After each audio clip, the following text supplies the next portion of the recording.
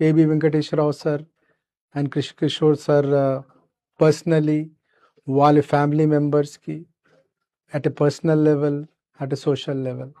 I realized it. నేను వాళ్ళిద్దరికి phone చేసి వాళ్ళతో I said sorry to both of them. But man is a social animal. I think it's my duty also to publicly say sorry to both A.B. Venkateswara Rao sir and to Krishan Kishore sir. Sir, please pardon me in your thoughts. I don't know whether I will meet you in person ever, but in your thoughts, please pardon me. When I shared this thought with many of my friends in Delhi, they asked 3 or 4 things they told. First, they said that maybe maybe it is you are part of the big chain.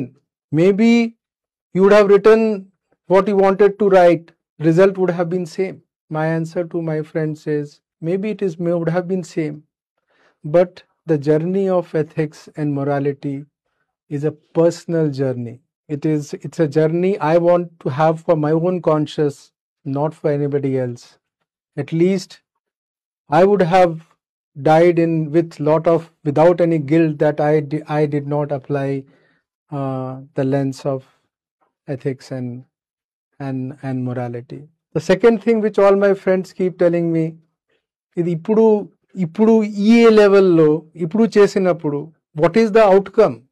Why are you doing a public apology? The suffering which A.B. Venkateswara Rao sir has to undergo, he has undergone.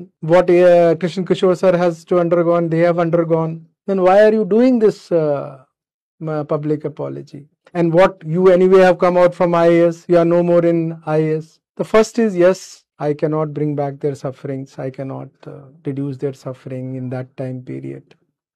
But maybe as a selfish human being, I am trying to clean my inner conscious. I am behaving in a selfish manner. The second part is, it's too late, Praveen. Ippudu nee IAS kuda poyindi kada. IAS was part of my life. It was not bigger than my life.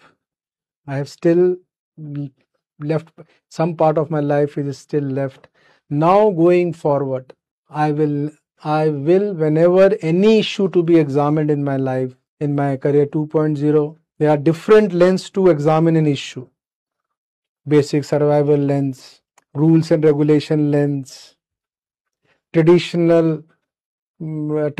of culture of the organization lens, financial viability lens, the respect to the elders